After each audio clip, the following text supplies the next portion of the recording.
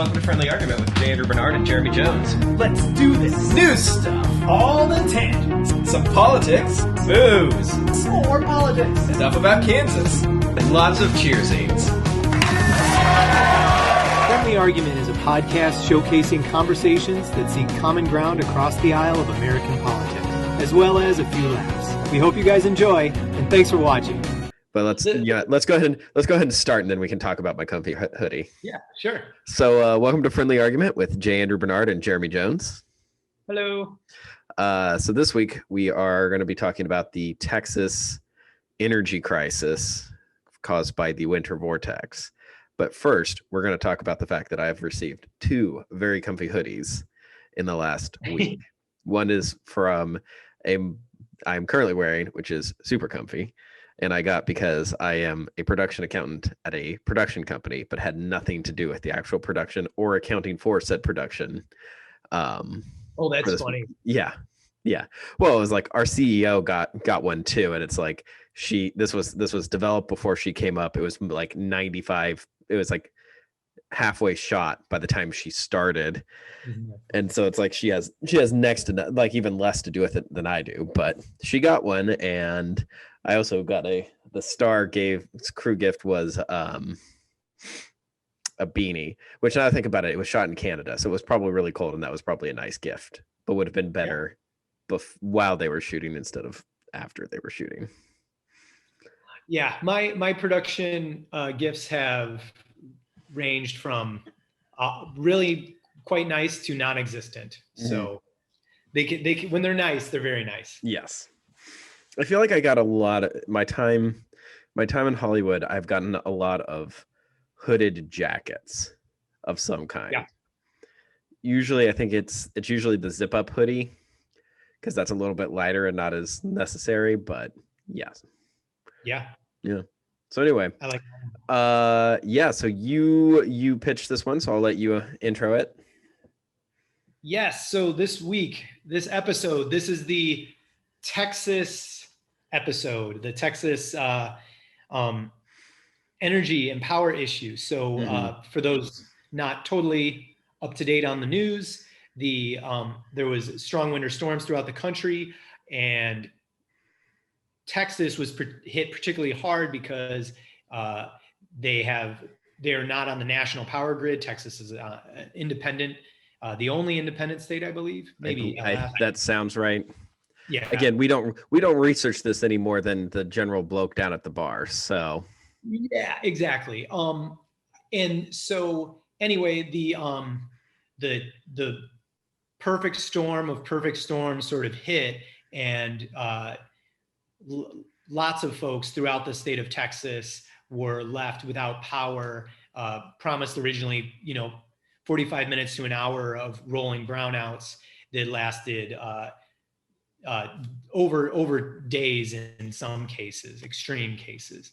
And so, and the famous Ted Cruz leaving and looking bad. Yeah.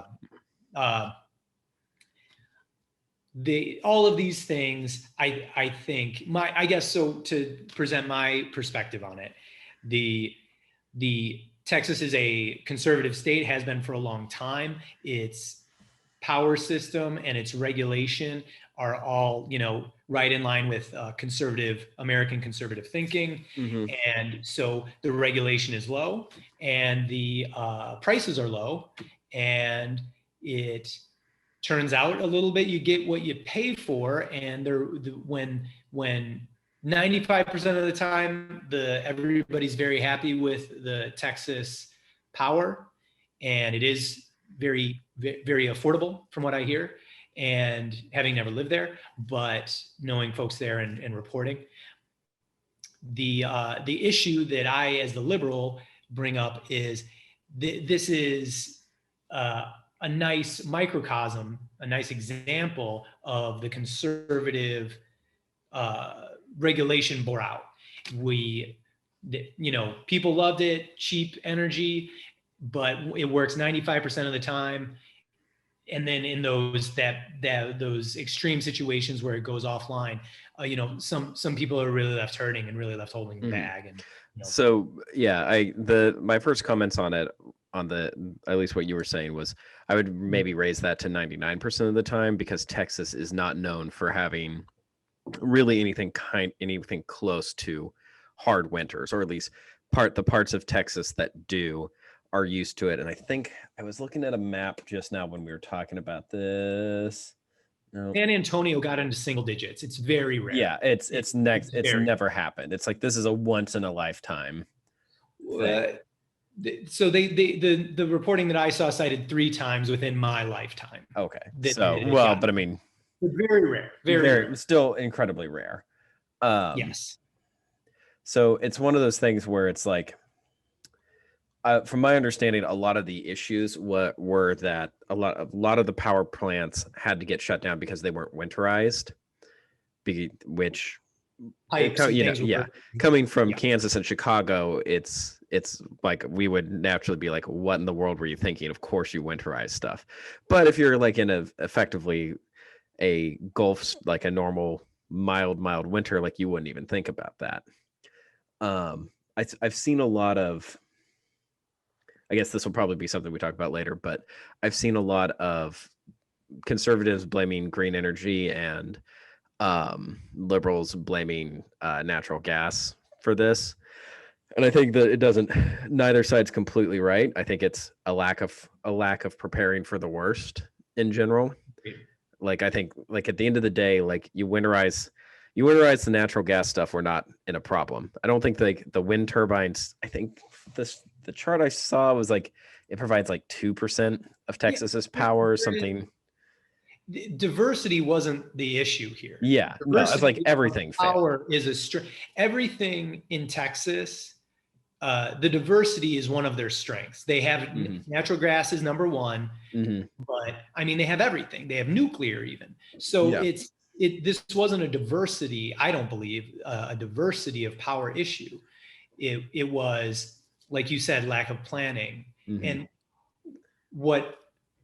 I think you can rightly extrapolate that out to, all the, areas that you saw deregulation recently, that those sort of things. So here's the thing. I don't think regulation would have solved this, because regulation supposes planning and forethought, and this was not something like anyone would have said. Like, it doesn't behoove these companies bridge engineering to have. You plan for 3 times the anticipated load. You know what I mean? And maybe 5 times, maybe 10 times. Like, there are a lot of smart engineers in Texas. Yeah, granted. So they had the foresight without question, but they weren't required to follow through on it. That's a regulation failure.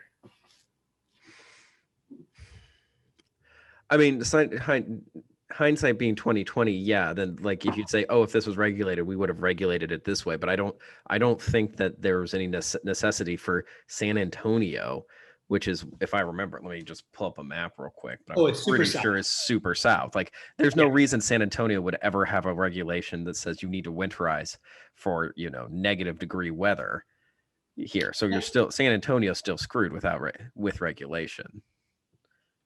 I think that they should be. I think that we should start preparing, and we should have prepared. I think San Antonio should have always been prepared for 0 degrees out. Yeah, and that should be planned for every place in the United States, and colder. I mean, you can buy a sleeping bag to -40. Yeah, I mean, that granted, but I mean, there's a cost benefit analysis here. Like, why would we spend, let's say that this happens, once every 10 years, but we don't know which 10 years that's going to be. Well, let's not even say this. Let's just say that it's going to be pretty dang cold, like one year out of every 10, but we don't know where it's going to be. So, I mean, like, and it costs us $50 million and we make 150. Are we going to spend like a third of our, well, we're getting into weird hypotheticals here. So are we going to spend what percentage of our income are we now going to make into an expense because we need to winterize for something that is unlikely happen? And this is a great question, because, and this is clinically proven, that the human mind is poor at assessing downside risk. Mm-hmm. So what is so yeah, okay, it's very unlikely, but what are the negative consequences? Basically, you're talking about lives. How many lives are going to be affected and how many lives are going to be lost? Mm-hmm. And I mean, infrastructure on average is a very well spent dollar. And so if I think it was Andrew Carnegie, he built a bridge in Mm-hmm. St. Louis, I want to say, or to St. Louis, and spent some ungodly amount of money. They never had given a loan that big ever to buy all that steel. And he bought like a very large, if not all the steel available at the time. And they called him a lunatic at the time, but it's well worth it. All the train tracks that run across the country, it's huge expenses. But did he have a toll on that bridge, or did he just put it down? Oh, I don't know. If he was as smart as you, he would have had a toll. I mean, I would assume that he would have a toll on that, but which, if that's the case, then like that's a good investment. But I mean, like, I don't disagree that infrastructure is money well spent, but I think we're getting away from, I don't see that as necessarily an argument for regulation of the infrastructure. So particularly when it's a privatized infrastructure, like this isn't like the energy grid is, if I might understand Texas right, it's made up of multiple different companies and industries. Yeah. And so then you have the baseline that they all have to meet, and that would be the protections that the government requires. Mm-hmm. So, I mean, I think it's very clear this doesn't work. The Texas energy regulation did not work. It did not work in this instance, but it works. It's been working for the last however many years. Yeah, I would say it's a 0 or a 1, because this was a cat failure. This was a catastrophic failure. Mm-hmm. So I think that would be the right way to think about it. Kind of how like risk managers at insurance companies think about things. What's the cat risk? What's the catastrophic risk? And you can't have a 0 in that system. Mm-hmm. And so this system created a 0, therefore does not have. Yeah, I guess my problem with that is you can have an infinite number of catastrophic risks and you can't cover for all of them. So you have to cover for the most likely scenarios for your catastrophic risk, which a Chicago level winter in south of Albuquerque. Like it's south of everything that we would consider warm in the South. Like it's just like that's not as big of a number on the spreadsheet. Sure. So like I said, I think we're going to keep coming back to this. I just don't think that more regulation would have led to better outcomes. Higher standards would have led to better outcomes. Yeah, but I mean, we're still looking at it, and we're looking at it from this has happened. Like we already know that it's the probability of it happening is 1. Like we now know that it's a thing that happened. It wasn't like wouldn't necessarily be a thing that everyone was like, oh my gosh, that's totally going to happen. Like, coronavirus would probably not be a good example, but because we've had similar viruses come through. I mean, we were just really lucky that the bird flu wasn't huge, but like no one saw like the coronavirus coming, or if we did, like we had only, mitigated for it to a certain extent. Like hindsight being 2020 now, we're like, okay, well, there's a new thing. Like if we have this level of thing, then we can do it. But we have the ability of abstract thought and we have engineering. Yes. So we can plan better for these things. Yes. But what I'm saying is like, you only have you have abstract thought and planning, but you have an infinite number of possibilities that can be planned for and only limited resources. So you plan for what's the most likely. And I'm saying that in this case, like San Antonio reaching 0 is not in any given winter, particularly when we've seen an overall increase in temperatures like year round for the last like 10, 20 years. How does your plan avoid the 0? I'm not saying that there's in any given circumstance in any given industry, there's going to be like 3 or 4 standard deviation things that happen that you just can't plan for because they're 3 to 4 standard deviations. Like the cost of planning for them is outweighed by the risk of them happening. Yeah. So how many lives is that worth to you? And I guess I'm saying I err on the side of, I want to plan for more people making it through, less. Well, but so this is a problem like in general discussions, because every life is infinitely valuable. It has infinite worth.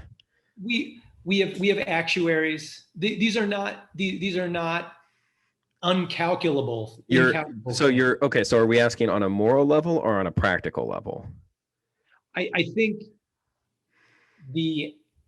I am interested in, I would say the answer for Texas is clearly higher energy regulations. Hold on. That's not what I asked. I asked, what was your question? You asked how many lives are worth it, and I asked on a practical level or on a moral level. Yep, so that was the preposition before the question, which was, I am saying that of what I just said about Texas. What would you say is the right answer for Texas going forward?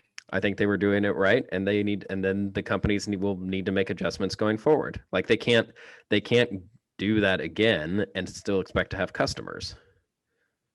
Other people will pop up and be like, "Hey, we're going to winterize every year," and then people will go and buy that. The market. Yeah. They had one of the most robust markets. Mm-hmm. Yeah, and energy markets in the country, and it failed. Yeah, and a 3 to 4 standard deviation event crash the market. These things happen. The market adjusts. Do you think that's a good enough answer? You think that's enough for that's an American leader of the world standard to hold yourself to? Yeah. Oh yeah. That people will face challenges and then find new and innovative ways to make sure they don't happen again. Yeah. I don't think that we need to be, I think that us being handheld by a bunch of bureaucrats is not the American way. It's definitely not the Texan way. Yeah, no, we don't need a bunch of people who aren't necessarily experts in the field or even understand the local issues to be saying, here's how you fix the problem. The people on the ground fix the problem. This was a state level. Yeah, state should fix the problem. But they didn't, and they could have foreseen it. They could have been part of the national energy infrastructure. Mm-hmm. And then they were subject to more regulation, which they didn't want. And how did that work out for them? Pretty well until a standard 4 standard deviation event happened. And those are going to happen. Okay, yeah. So Jeremy, so let's say that, we have a comet just comes out of the blue and strikes the middle of Kansas City, right? NASA should have seen it coming. Do we regulate NASA to say, hey, you have to pay more attention to that? We could give them more funding. But would it? But NASA can't control it. They can't do. It's a fluke thing. Right. More regulation that won't necessarily help. A comet coming out of the. So insurance companies aren't necessarily responsible for acts of God. Do you think that they need to be responsible for acts of God? For covering acts of God? This was a calculable risk that was missed. Okay. So, catastrophic. Yep. Catastrophic. Not a comment. Catastrophic risks happen. A 0-degree winter in San Antonio. But yeah, I agree. You have to plan for them, but there's a myriad of things that have to happen. And I don't think, like I said, I don't see how any more regulation would have necessarily helped in this case. Like, there's no reason that a regulator would have seen it coming even, or made much of enough out of it itself. The CDC is highly regulated, and they didn't have enough PPE at the start of COVID. You don't see that this was a calculable risk. I'm saying it is a calculable risk, but it was a low probability risk. So no one did anything about it. But every other state didn't have the Texas level problems. Yeah. Conservative regulation is particularly strong in Texas. Okay. I see correlation and causation. I'm saying, so yeah, like the reason it happened was because they weren't prepared for it. And I'm saying just from a business perspective or a regulator perspective, like, and if you look at an actuarial table, like this happening it's a like I said, I'm just going to say fourth standard deviation level event. It's unlikely to happen. I have 3 standard deviations on my arm that my tattoo. So I hear you. I get that. But you can plan for those things, and they didn't, and that this was something that a strong market didn't fix. So do you think that it won't be fixed? Do you think that the market won't fix it going forward because it's a thing that happened? I wouldn't argue with the characterization of a thing that happened. This was a catastrophic failure. Yeah. And it's a catastrophic failure on a bunch of levels. But there's catastrophic allowed to exist because of low standards. We need higher standards in Texas. So here's, and that's where I disagree with you. This was a catastrophic situation that happened. And I think that would have happened regardless of your standards. Like winterizing any of the stuff there, like to that level, I don't, like in Texas in the winter, I don't see that anyone would have foreseen that as a necessary thing. Engineers do it. I mean, it's literally their job. Like this is so accessible. It's like, no, I'm not saying that it's not accessible, but I mean, like the Challenger blew up because of an O-ring. See it, and I'm saying, of course they would. How could they not have foreseen it? We have people that do just this. Yeah, but so like, people miss things, and people make errors on catastrophic events. It happens, and I'm saying, like, you can have all the procedures in the world, and you can still miss something. I think this falls into that category. So here's an interesting idea then. Just to make it a little more interesting, the Andrew Cuomo misjudged a catastrophic event. That's cool too. What do you? I guess how are you talking about putting people into the nursing homes? Putting people back into the nursing homes. Yeah. No. But Texas is okay, but Andrew Cuomo's not okay. Andrew Cuomo was making policy decisions about specific people on a one standard deviation on a highly known or highly contagious disease. There's a difference between like the decision Andrew Cuomo made, and there's a quantitative difference in the decisions that Andrew Cuomo made and the decision to winterize your pipe stuff. The back of the envelope calculation you've put on this is 3 standard deviations apart. I would quibble with that. I think okay, you're allowed to. But the like just COVID happening, and that he has to make this decision. Yeah, he does have 3 standard deviations out. Easy. Yeah, and COVID happening does, but when he was making those decisions, it was known to be a highly contagious disease that was really hurting seniors. So putting them back with other seniors was a easy one standard deviation. This will be a problem. But we closed the nursing homes pretty quick.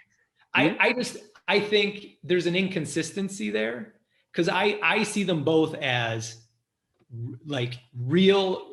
They were both of similar quantifiable standard deviations away from each other. And I've explained why I don't see them as similar, or well, I see them as similar situations, but we disagree on how foreseeable each one was. Is it convenient that you feel that way about a liberal leader versus a group of historically conservative leaders decision making? I find it convenient, but I find it convenient because the question was presented in order for me to find it convenient. No. I wanted to bring up a decision where a liberal had made his decision. Bring up another conservative decision. I gave you one of each. Why? No. I'm saying because I said I quibbled with, because I'm saying they're not quantifiable. So give a different example. I gave you one I thought was quantifiable. And I disagreed with your I explained why I didn't think they were quantifiable. So I don't see an inconsistency because I have a reason for not being inconsistent. So give me one that you think is consistent, because I've now brought up two. Okay, so where there's a foreseeable disaster and there was a failure of it. While you to allow you time to think. Yeah, the first example that comes to mind was, I believe we had the intel on 9/11, but no one believed it was going to happen. I think. I don't. It's been a while since that's been a relevant talking point. Osama bin Laden was on the government's. They were on the list, and I think they actually had a thing where it was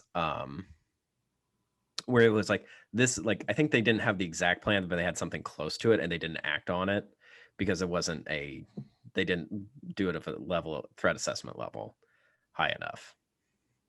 Ugh. And I would say that was a pretty big miss. That was. I feel like, and I don't remember if this is true, but I feel like it was one of those things where they just decided not to act on it, even though it was like a potential to happen. And it was a place where they should have acted on it. I mean, and I immediately get pulled out of the conversation just with the humanity of that. Like, just could you imagine if you and I as a team made that miss? Mm-hmm. Oh my God. I would. Well, yeah. I mean, they do that. They see that stuff every day. They see that stuff every day. Mm-hmm. How do you? Yeah. And then think about the people above them. It's like, do you fire those people, or do you say you just had the biggest learning opportunity ever? Yeah. And do you keep them in? And how do those people how do you go back to that job? Because now everything is going to be like, well, we gotta hit it. Of course, from 2001 to 2005, they probably could hit every single thing that they thought was even worth hitting because the political impetus was there. But yeah, so there's a conservative thing that I think was missed.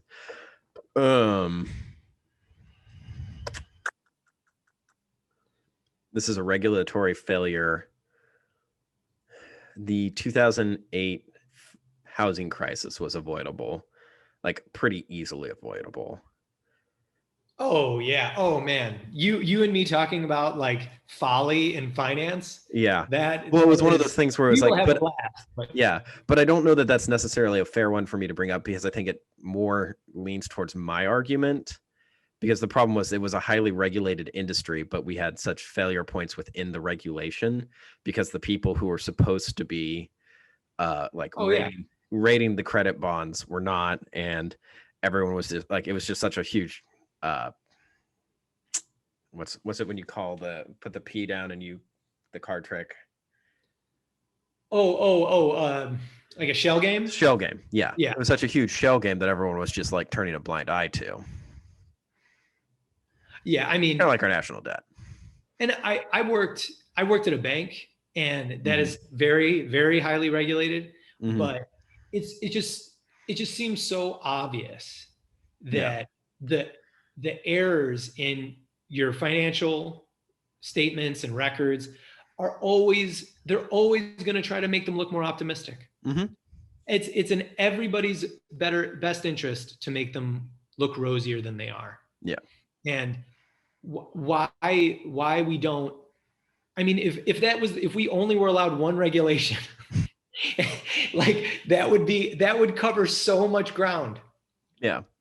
But it's such a poorly regulated industry. Yeah. Well, I would argue that it's highly regulated, but it's highly regulated in a way that like no one, like it's yeah. Gypsies in the palace. I mean, you allow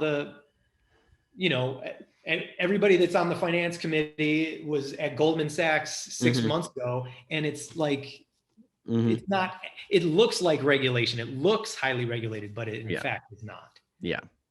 Well, yeah, like when you have to pay the accrediting agencies, and if you don't like what they say, you'll just go to a different one who's willing, like, and so the impetus is to just say yes, or you cease to be a business. And so it's just financial regulation is probably one of the few places where I think that government has good purview to be highly regulatory. We found it. We have, yeah. It's one of the few places, because I feel like a proper role of government is to play umpire and to call balls and strikes. The problem is you have to find the people who are both very, very good at what they do and very, very patriotic to the point that they don't want to make a lot of money regulating people. So this altruistic Superman. Yeah. Well, I mean, and that's part. Yeah, it's part of the problem, like inherent with a highly regulatory agency, because you just can't pay people, enough. Like they'll make more money doing other things than regulating people. Yeah, I feel like there's ways to do that, but I mean, there should be, but I don't know what it is. Yeah, I mean, I think we would value, we sort of touched on this a little bit when we talked about like sort of like the class system in our country currently, and like what sort of class do we worship? And I sort of put up the merchant class as the one that we worship, and where I don't think the value to society of moving money around is quite as high as we pay it. And I think that we could sort of, what do they do when you tag no, you don't tag it. When another currency marks their currency to the dollar and they just always stay in that same range. Yeah. I don't remember. Say what? I think it's peg. They peg their, or tie. It might just be tie. I don't remember. Tie. Yeah. Either way, we sort of assess like, Warren Buffett moving money around can only, this is his, range, or because it's the value to the society. And here's teachers, and then NBA basketball players, like, you know what I mean? Like below teachers. Well, so the way I've always thought about it is, or at least the way I've thought about it for a long time, is you make more money when you make other people more money.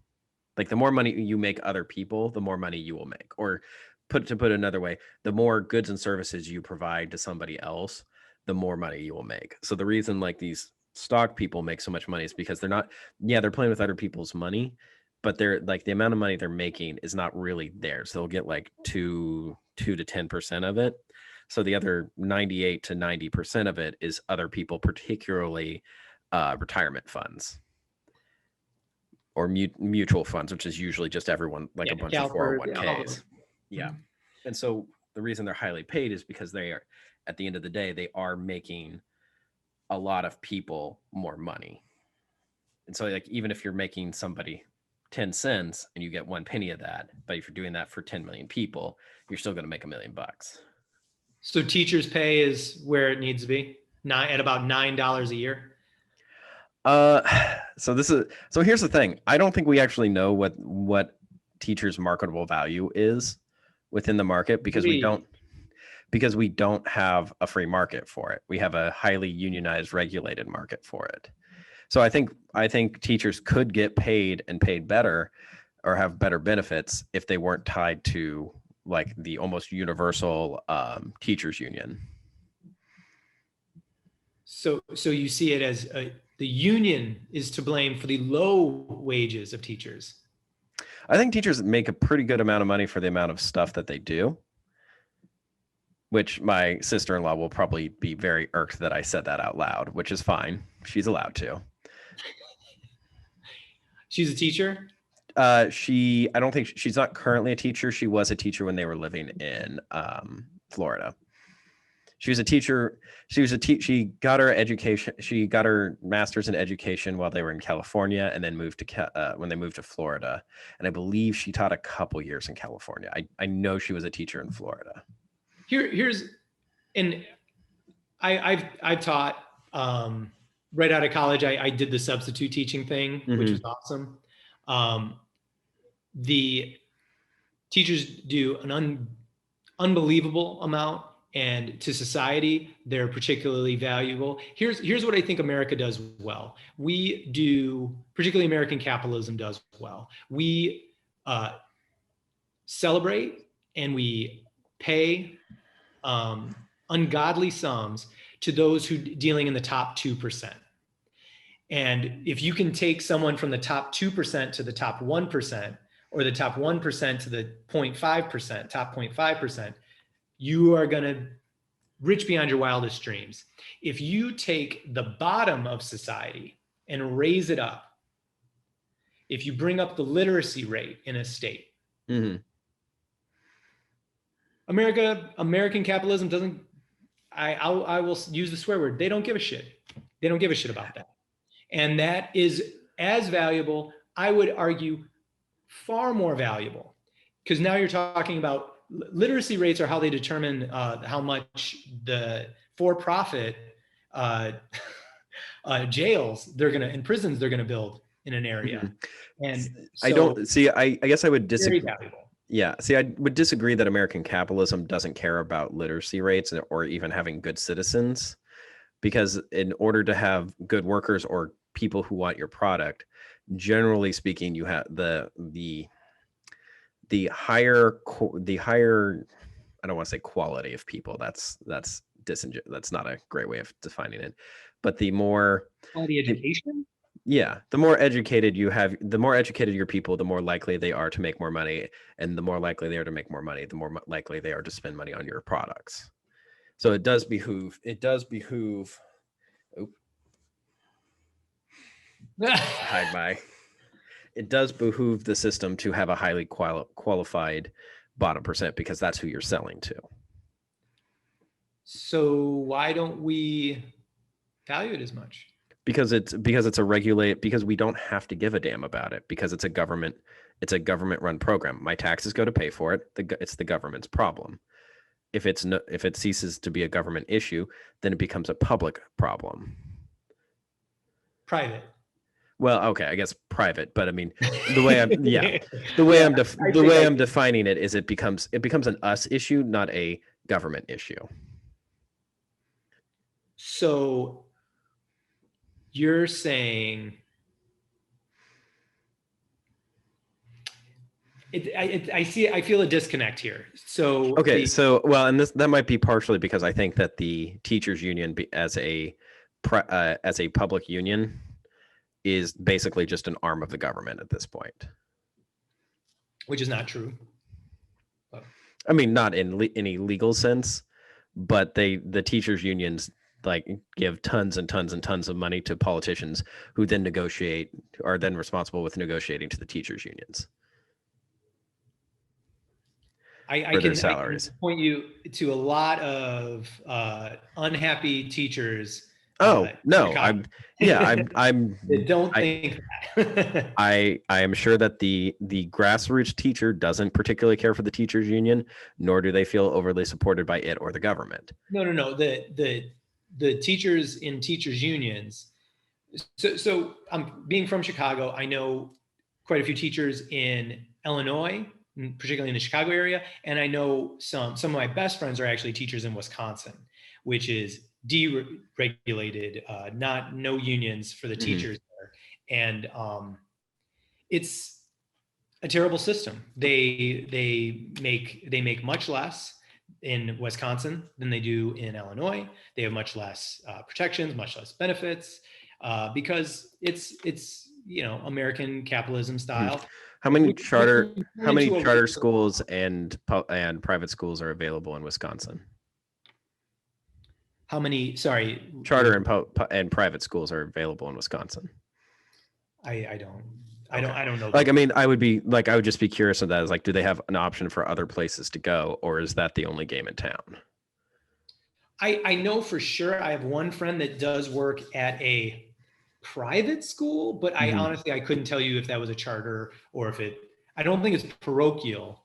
It's not a church's school, but yeah.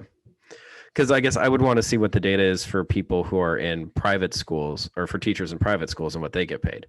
Like, I know my teachers growing up weren't paid incredibly well. They were paid as much as the school could afford, but they weren't paid incredibly well because it was just one of those, there's not that many of us to help pay your salaries.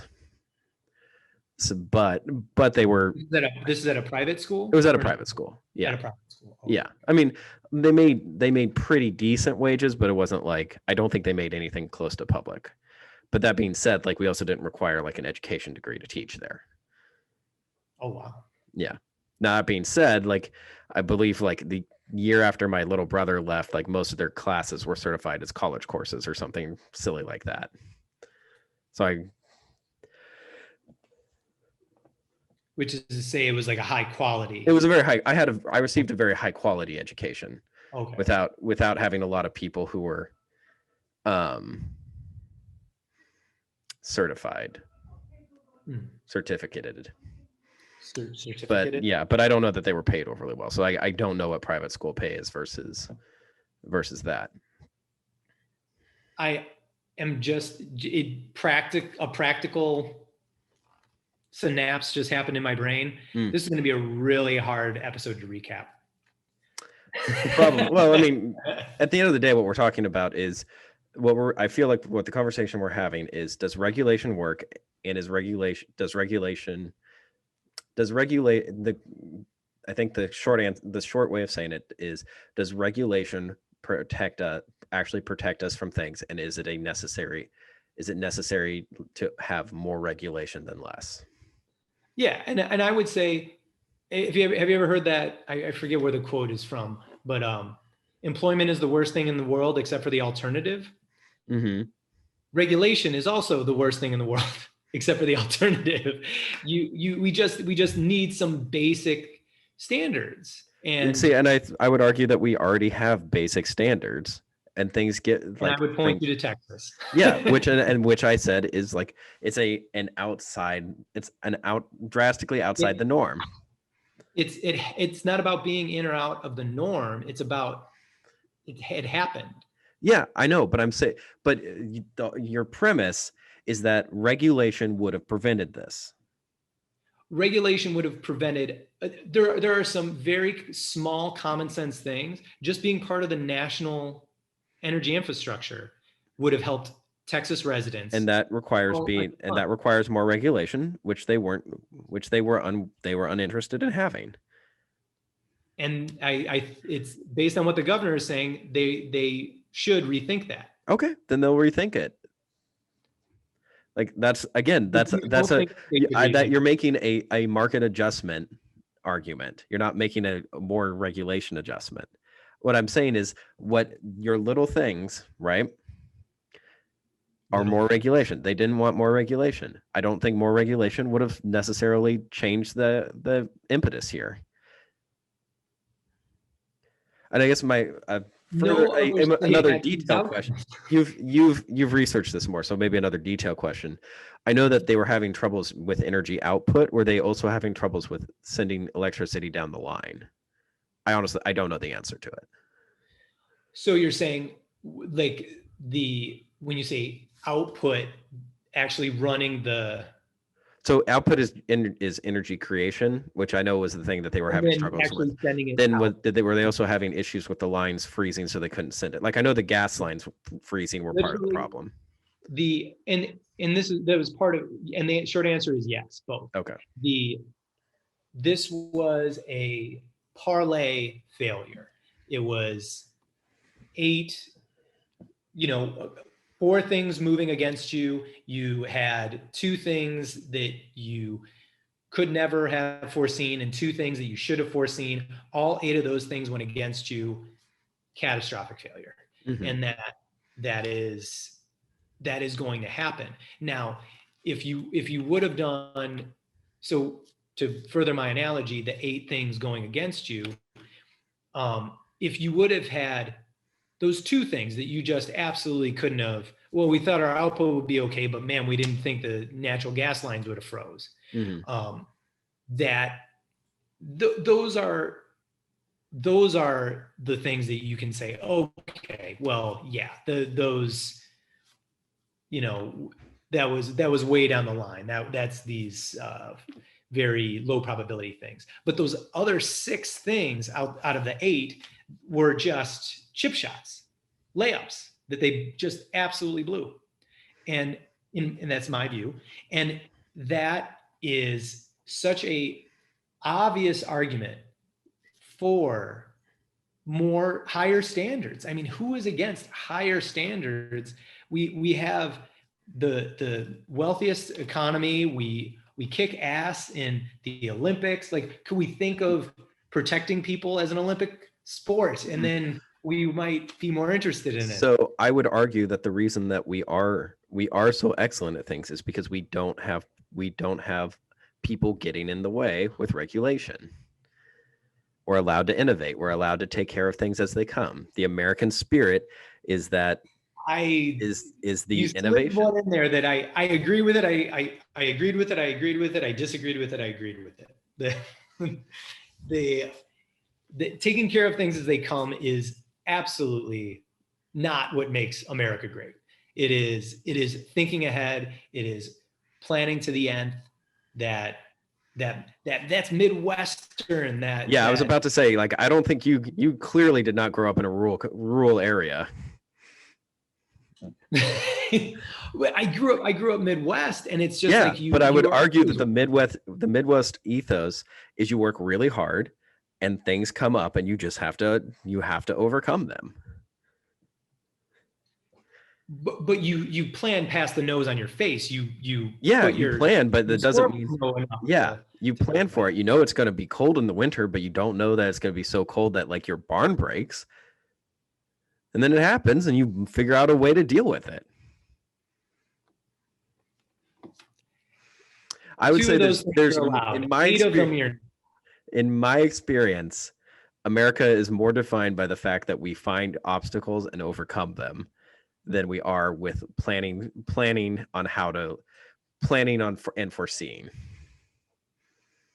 We are more scrappy than we are smart.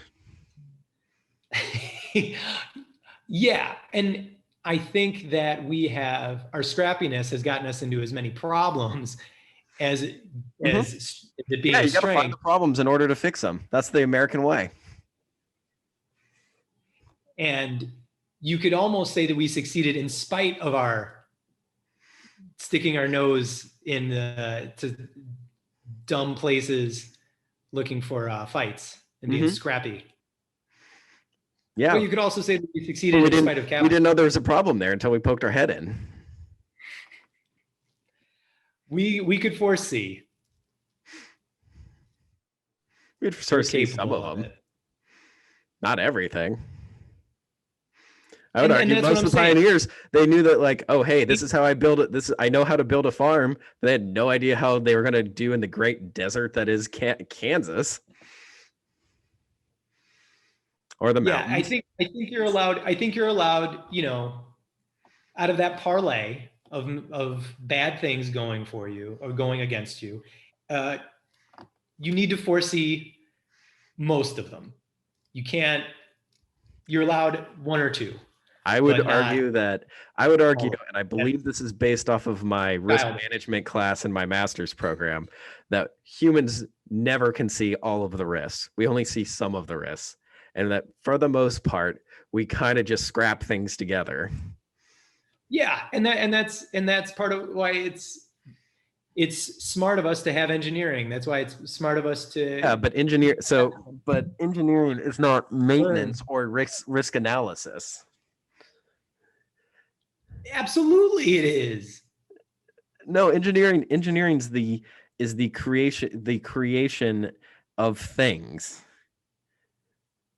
It's not the maintenance of stuff. Like the risk analysis comes when you're like making new things. They call the guy that maintains my building the building engineer. So well, they're being nice to him.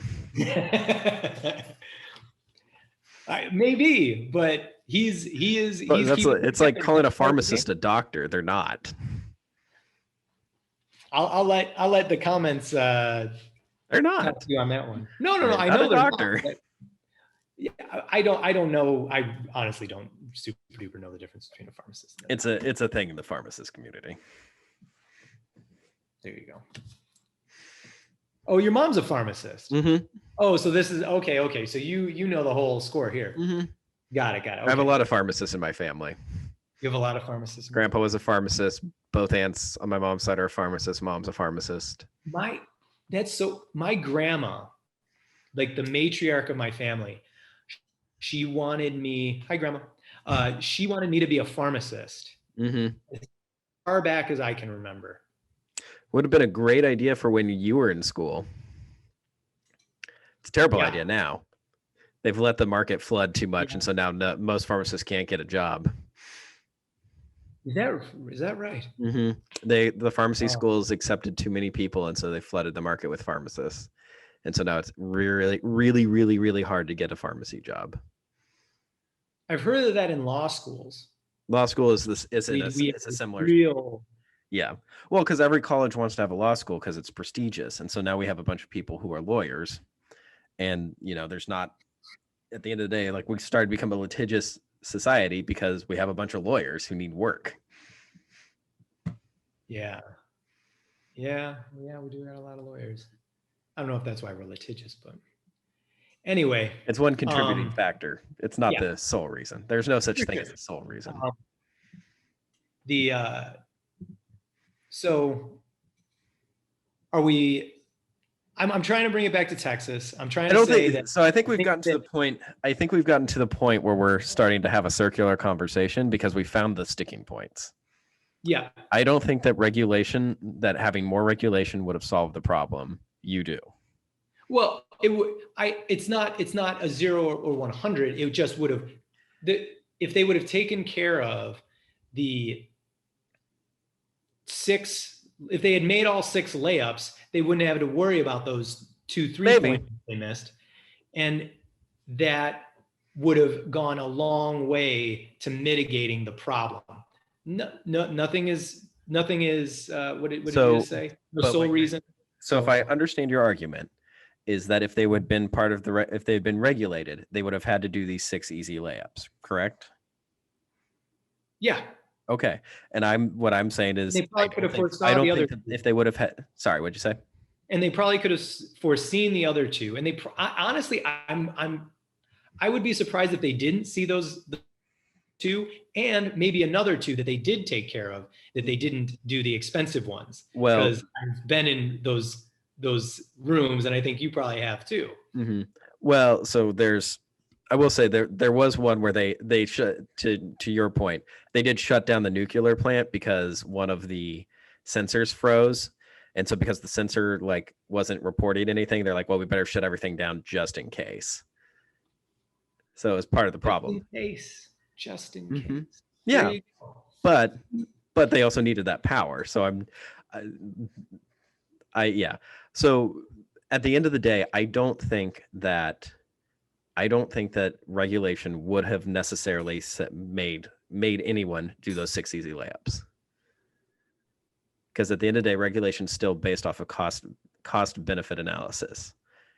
And Moreover, I would argue that the regulation will cause more harm because all of a sudden we're doing a bunch of stuff that we don't need to do because just in case, even though the just in case is for a thing that's like that's very unlikely to happen.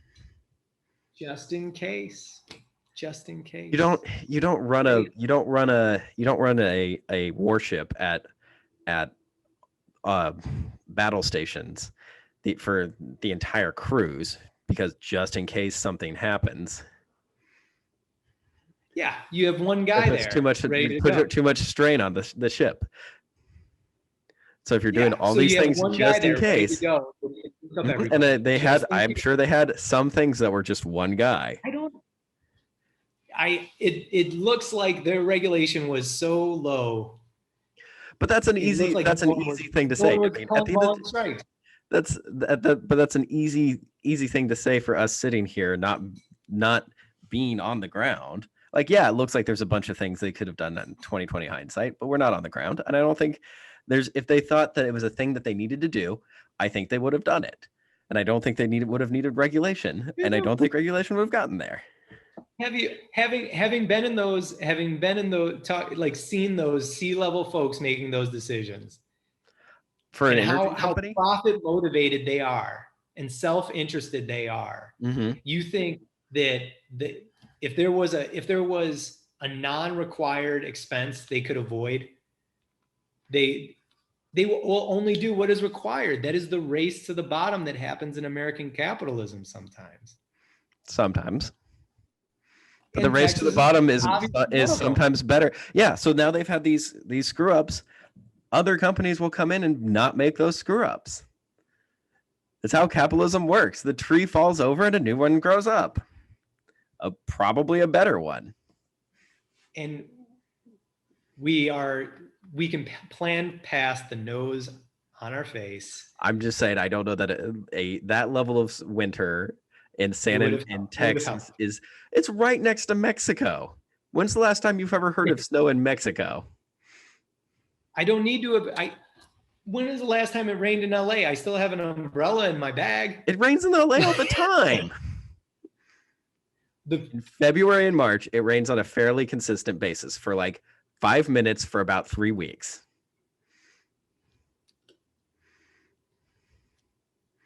We have mudslides every year because of it. A lot of people. Mudslides? Yeah. In LA. Yeah. I've seen more fires in LA than mudslides. Yeah. Well, the fires cause the mudslides because then there's nothing to keep the soil together because we live on basically sand, and then the rains come and there's nothing to keep together, and so all this mudslides off. It's particularly prevalent in Topanga and up in I can't remember the part of the valley. But yes, mudslides happen every single year. So it does not rain much in Southern California. No, we still get mudslides. And I don't care about mudslides. Okay. I'm just saying, like, rain in California happens every single year. I have an umbrella in my bag just in case, because I can plan past the nose on my face, and I'm more prepared for a single standard deviation occurrence.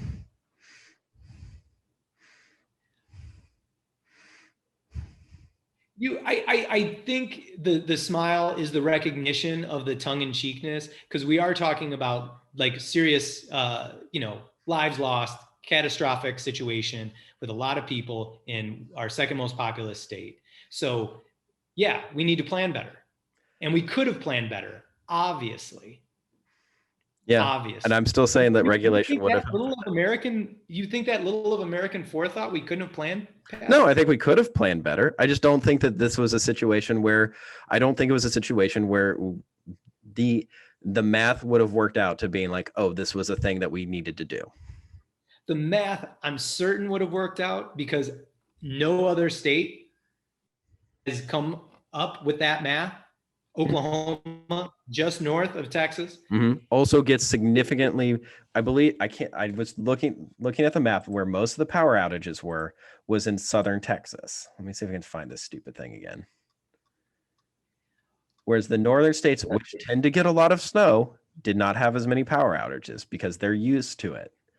Texas, like Oklahoma and Kansas, everybody north of them has this problem regularly. It doesn't have Texas to happen regularly for you to plan. Never gets that cold. Doesn't have to happen regularly for you to plan for it. But I'm saying like there's a window of like likely scenarios, right? There's standard deviations of things. And so does that change that you can plan for things that don't happen likely or regularly? Yes. I'm not arguing that. I'm just saying that this was a case where it was so outside the norm that there was no reason to plan for it. Well, there was reasons. I mean, it happened. So yes, but I'm saying like fast forwards or rewind 6 months ago, Jeremy and Andrew talking about should Texas winterize its stuff, we'd probably say no. That I don't even know what that hypothetical means to the situation. So what I'm saying trying to put us in the people who are planning it. It's like, is this going to be an issue? We can plan past the nose on our face, and we should, and they should have. And less regulation does not mean better. Higher standards mean higher standards. And I think the American is worth it. It's worth a higher standard. Okay. And I'm just saying, like, I don't think your higher standards are higher standards. I think you're asking for regulation that I don't think leads to a better quality of life overall. Pretty big state that might disagree with that right now. Maybe. I'm not in Texas. I don't have to deal with it. I also don't think that I don't think what you're calling for would have fixed the problem or will fix it in the future. Terry wanted me to have Terry is my girlfriend. She wanted me to. She's like, oh my gosh, you should have her friend Eddie on the show. It's a girl who's named Eddie, and she's like, you gotta have her on. She has so much to say about this, because I think she's traditionally a conservative and just not happy with and I believe works in energy too in Texas. Mm-hmm. Surprisingly. Well, then she would probably be able to give us a better understanding of what's going on here. Also, I found my map. It's on texastribune.org/21/02/22/power or Texas-power-grid-extreme-weather /. We'll put it in the thing. Maybe, if we remember. I don't know when the last time we've put a link in is. We could be better about that. We could be better about that. We can plan. We could probably plan for things better. Yes. You and I could definitely plan for things better. We're not even hitting the one standard deviation problems at this point. Absolutely. Yeah. We're not. It's true. Mm-hmm. Well, I'm gonna say it this time. You usually get to say it. Andrew. Yes. I believe we had a political conversation. Fairly charged one. It's good. That's good. We were friends before. We were friends during. Friends after. Cheers, bud. Cheers. I have a little bit here. Mm-hmm. Mine's Coors Light, so it's like it's easy to ignore. All right. Welcome to Friendly Argument with J. Andrew Bernard and Jeremy Jones. Let's do this. New stuff, all the tangents, some politics, booze, Some more politics. stuff about Kansas, and lots of cheersings. Friendly Argument is a podcast showcasing conversations that seek common ground across the aisle of American politics, as well as a few laughs. We hope you guys enjoy, and thanks for watching.